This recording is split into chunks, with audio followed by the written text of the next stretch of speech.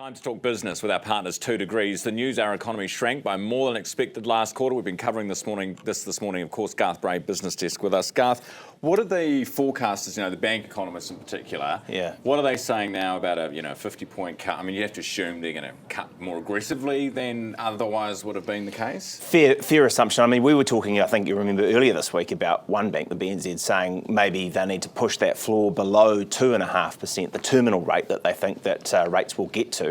They're not backing down from that, I think, but they are saying they still see about a 25% basis point cut next time and another 25 before the end of the year, so getting to that range before the end of the year.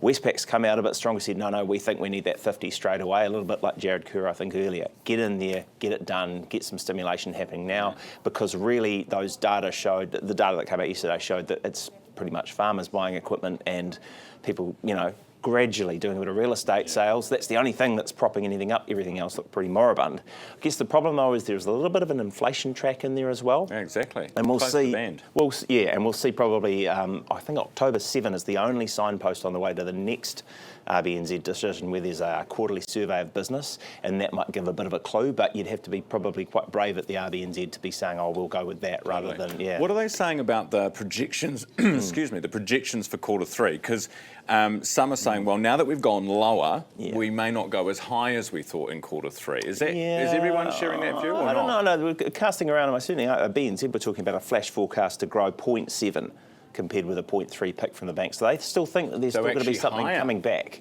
Higher than what they were projecting. But everybody was surprised yesterday, I think, by that 0.9. So we're a pretty uncertain territory. And I think it's great you're asking people what they think this morning, because it's, we obviously need more data. Exactly. Hey, what's the big Business Desk exclusive today about Stuart Nash? Yes, occasional panellist, possible New Zealand First member and so on. He was heading off on a business trip to the US alongside the Immigration Minister, Erica Stanford. That got pulled.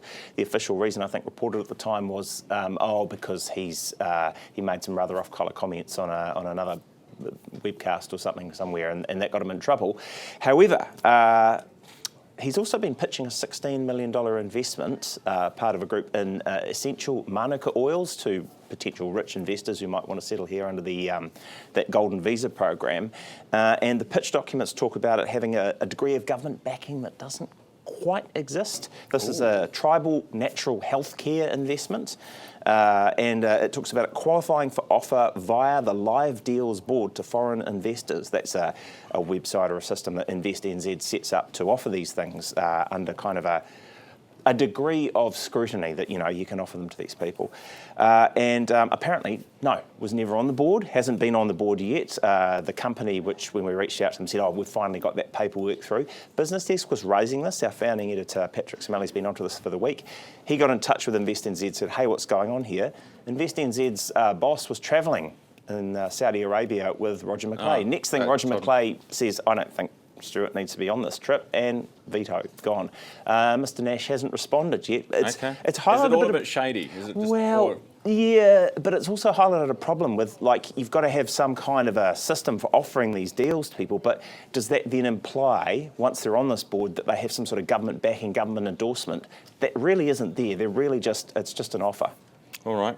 Lastly, this morning, a cloud for $1. Very quickly, Garth, what's this about? The cloud, built for the Rugby World Cup 2011. It was temporary. Yeah. Still there. Great venue. Still there. Bit cold, but great. But the resorts consents and everything are up for it next year. So the council's got to come up with some sort of a plan. The government owns half of it. I think they put about $20 million into buying the wharf, maybe $10 million to buying that. Probably looking at selling it back to the council for $1, because obviously there'll be some other costs going to keep it going. Nothing temporary in this country. It always sticks around forever. It does. The cardboard cathedral things stick around. Garth, thank you for that. 12 minutes away from 8. That's Garth Bray, Business Desk. We talk business every day thanks to our partners 2 Degrees. Right, let's go to some breaking news now. A magnitude 7.